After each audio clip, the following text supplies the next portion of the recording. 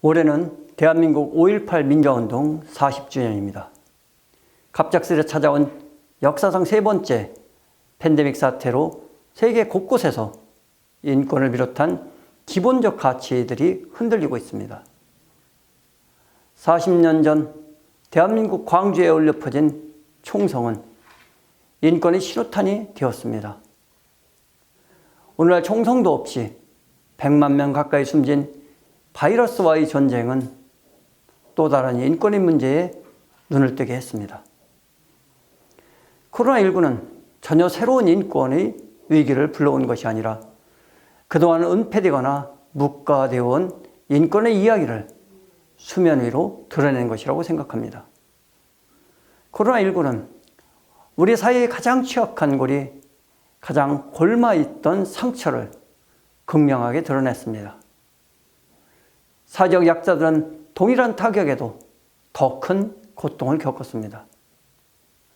영세형 소상공인은 폐업의 위기로, 독거노인과 저소득층 등 취약계층은 돌봄의 사각지대로 물렸습니다.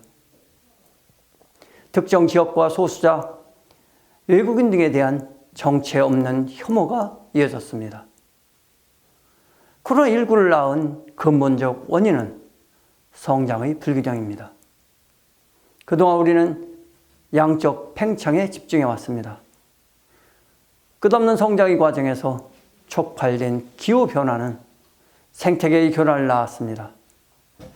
성장의 혜택은 권력층에게, 보이지 않는 사회적 비용은 약자와 다음 세대에 끝없이 전가되어 왔습니다.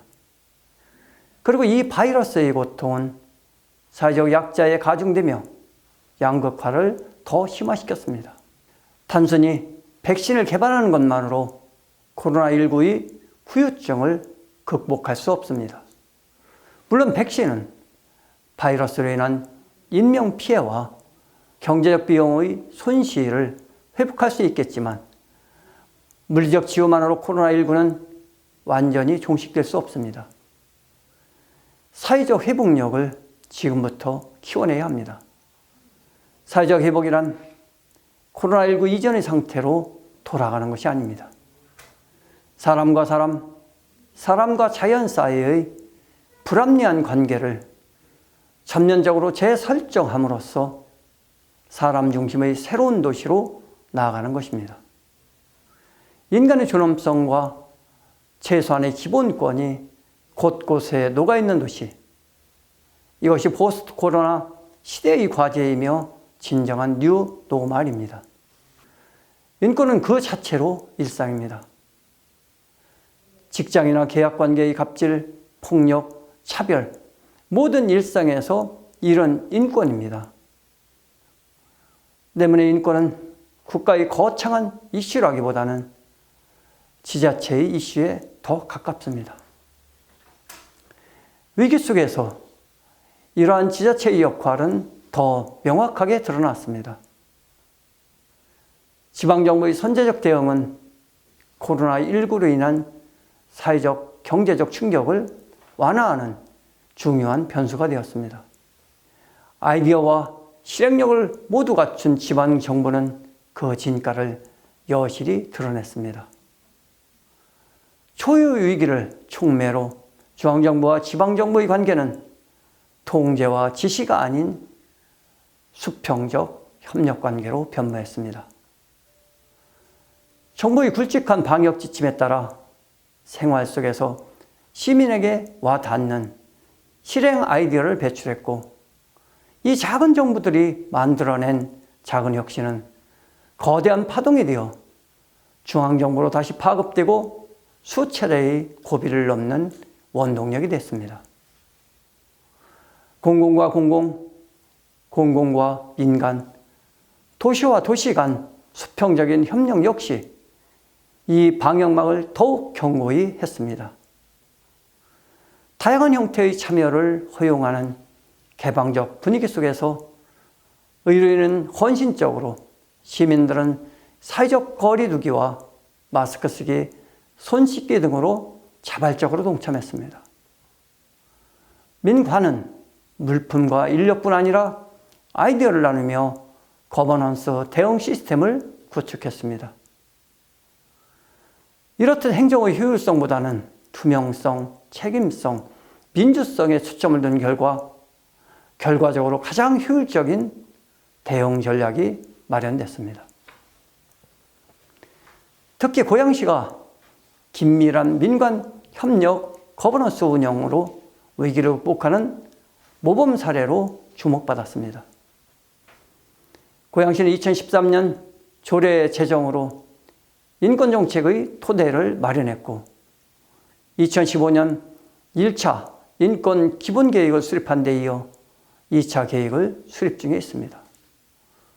내년에는 고양시 행정 전반에 인권 침해 요소가 없는지 평가하는 인권 영향 평가 제도를 도입할 예정입니다. 또 작년에는 모든 직제 중 가장 우선의 인권과 평화 정책을 전담하는 부서를 만들어 인권위와 함께 컨트롤 타워 역할을 하고 있습니다. 고양시 이러한 사람 중심, 참여 중심의 조직은 코로나19 사태에서도 마찬가지로 중요한 역할을 해냈습니다. 고양시 첫 확진자 발생 이후 대내적으로는 재난안전대책본부를, 대외적으로는 의료인이 참여하는 민관의료협의체를 가장 빠르게 구성해 견고한 투트랙 조직을 갖추었습니다. 또한 기업인, 소상공인, 종교인, 교육교회 등 각계 각층이 참여하는 간담회를 수시로 개최함으로써 수평적 참여의 발판도 만들어 두었습니다. 고양 안심과 선별진료소는 이러한 참여가 만들어내는 대표적인 정책입니다.